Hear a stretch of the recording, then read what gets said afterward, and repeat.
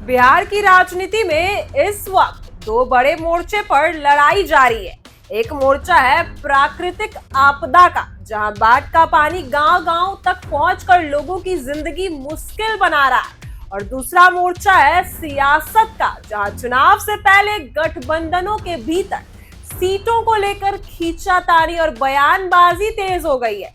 इन दोनों मोर्चे पर इस समय एक नाम लगातार सुर्खियों में है, मुकेश सहनी का। खुद को मलाह का बेटा कहने वाले सहनी ने इन दिनों अपने राजनीतिक एजेंडों और सामाजिक जिम्मेदारी दोनों को एक साथ आगे बढ़ाया है। बाढ़ प्रभावित इलाकों में राहत सामग्री पहुंचाने के दौरान उन्होंने खुले शब्दों में कहा कि जवनिया के लोगों की मुश्किलें हमारी अपनी है, हर संभव मदद उन तक पहुंचाएंगे। उनके लिए यह सिर्फ राजनीति नहीं है, बल्कि एक निजी जिम्मेदारी भी है। उनका मानना है कि मलाह चाहे जितनी भी तेज लहर हो, अपने नाव को पार लगाना जानता है, और उसी तरह वो भी अपने लोगों को हर मुश्किलों से निकालेंगे।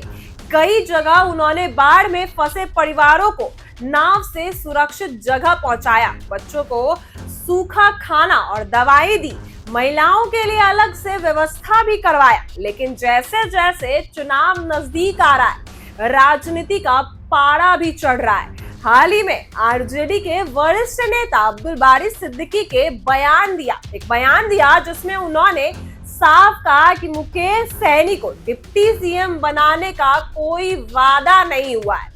यह बयान इतना साधारण नहीं था जितना लग रहा है। इससे एक तरह से गठबंधन के भीतर की असली स्थिति को उजागर कर दिया।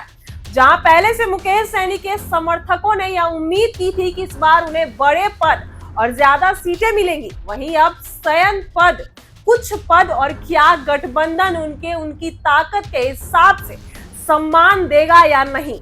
सहनी पिछले कुछ सालों में अपने समाज, खासकर निषाद, मछुआरा और नाविक समुदाय के लिए लगातार संघर्ष करते आए हैं। उन्होंने हमेशा 50 से 60 सीटों की मांग रखी है, और यह भी कहा कि बिहार में कोई भी पार्टी इस समाज को नजरअंदाज नहीं कर सकता है। हर चुनाव में उनका वोट बैंक निर्णायक साबित हो सकता है, और यह बात ना सिर्फ एनडीए बल्कि महागठबंधन भी अच्छी तरह जानता है। यही वजह है कि वो खुद को सीट बंटवारे की राजनीति में कमजोर नहीं पड़ने देना चाहते हैं। वहीं बाढ़ राहत के बीच में वो राजनीतिक संदेश देना नहीं भूलते। उनका कहना है कि लोकतंत्र बचाने की इस लड़ाई में चाहे कैसी भी चुनौती आए, वो पीछे नहीं हटेंगे। यह बात उनके समर्थकों को यह संदेश देती है कि मुकेश सहनी किसी भी हालात में अपने हक और समाज के अधिकारों के लिए डटकर खड़े रहेंगे। लेकिन अंदर खाने चल रही खींचातानी यह बताती है कि अगर उनकी मांगे पूरी नहीं हुई तो वो नई रणनीति बना सकते हैं, पलट सकते हैं मुकेश सहनी। अब सवाल है कि आगे क्या होगा। क्या मुकेश सहनी आरजेडी के साथ रहेंगे, जहां अब्दुल बारी सिद्दीकी के बयान के बाद उनके सपनों पर पानी फिरता दिख रहा है, या फिर वो अपनी नाव को किसी और किनारे लगाएंगे। राजनीति में पलट जाना एक बड़ा शब्द है, लेकिन बिहार की राजनीति में यह कोई नई बात नहीं है। यहाँ कई नेता हालात देखकर पाला बदल लेते हैं, और कई बार ऐसे करने से उनकी ताकत और बढ़ भी जाती है या घट सकती है। अगर सहनी यह कदम उठाते हैं तो उनके पास दो रास्ते हो सकते हैं। पहला, एनडीए में वापसी का, जहां पहले भी वह रह चुके हैं और जहां उनके लिए कई दरवाजे खुले हो सकते हैं। दूसरा, अकेले दम पर मैदान में उतरने का, जिसमें उन्हें अपनी शर्तों पर राजनीति करने का मौका मिलेगा, लेकिन जोखिम भी उतना ही बड़ा होगा। फिलहाल मुकेश सहनी अपने काम में जुटे हैं, गांव-गांव घूमकर मदद पहुंचा रहे हैं, बाढ़ पीड़ितों से मिल रहे हैं, और यह दिखा रहे हैं कि राजनीति सिर्फ बयानबाजी और भाषण से नहीं होती, बल्कि सेवा भी होती है। लेकिन उनके हर कदम में राजनीति की चाल भी छुपी हुई है। बाढ़ के बीच उनके फोटो और वीडियो सोशल मीडिया पर लगातार वायरल हो रहे हैं, जिससे उनकी छवि संघर्ष करने वाले नेता के रूप में और मजबूत होते जा रही है। वहीं आने वाले कुछ महीनों में साफ हो जाएगा कि मलाह का बेटा अपनी नाव उसी किनारे लगाएगा जहां से वादा टूटा है, या उस किनारे जहां नई उम्मीदें और बड़े मौके उसका इंतजार कर रही है। यानी और बिहार की जनता जो बाढ़ और राजनीति दोनों के थपेरे को झेलने की आदी हो चुकी है। इस पूरे खेल को गहरी नजर से देख रही है। अब देखना होगा कि मुकेश सहनी क्या करते हैं। मुकेश सहनी तो पीड़ितों की मदद कर रहे हैं, लेकिन उनकी ही पार्टी के लोग उनको डिप्टी सीएम पद नहीं देंगे। तो मुकेश सहनी क्या करेंगे? क्या अपनी नाव को किनारा करेंगे या उसी के साथ खड़े रहेंगे? फिलहाल अभी तक मुकेश सहनी ने इस पर कोई प्रतिक्रिया नहीं दी है। अभी तक इस पर तेजस्वी यादव ने भी कुछ नहीं कहा, बट अब्दुल बारी सिद्दीकी का बयान मामूली नहीं है। उनका यह बयान चर्चाओं का केंद्र बन चुका है।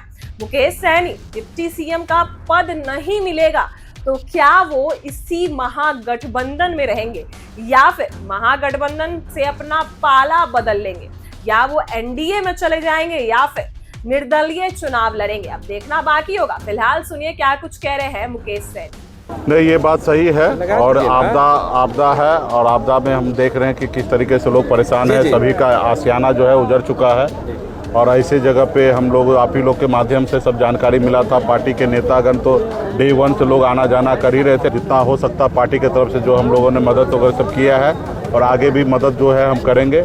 और हमने जिला पदाधिकारी से बात किया, एसडीओ से, बीडीओ से भी बात हमने किया है। वहाँ पे जो डॉक्टर का जो व्यवस्था नहीं है वो डॉक्टर का व्यवस्था करे, खाना पीना का सही से व्यवस्था करे, चारा का भी उपलब्ध नहीं हो रहा है। 15-17 दिन हो गया, सिर्फ 2 ही बार चारा बटा है पशु के लिए। तो ये सब चीज़ पे हमने संज्ञान लिया है। तो अभी तो क्या है कि देखिए आपदा है और इस पर तो किसी का कंट्रोल नहीं है। समय रहते हुए सरकार को इस पर काम करना चाहिए। ऐसे समय पर तो सभी जनता को, सभी लोगों को मजबूती से, पीड़ित परिवार को, मानवता को ध्यान में रखते हुए लोगों को मदद करने की आवश्यकता है और उसी उद्देश्य से हम लोग आए हैं। और इसके बाद जो पानी उनी घटने के बाद सरकार के स्तर से जो लोगों का आशियाना जो डूब गया, गिर गया, उसके ऊपर सरकार बेहतर मुआवजा दे, लोगों को ज़मीन बसने के लिए ज़मीन वगैरह सबका व्यवस्था हम लोग चाहेंगे कि सरकार करे। तो इस पे अभी तो बहुत ज़्यादा राजनीति करने की आवश्यकता नहीं है, पार्टी पॉलिटिक्स करने की आवश्यकता नहीं है।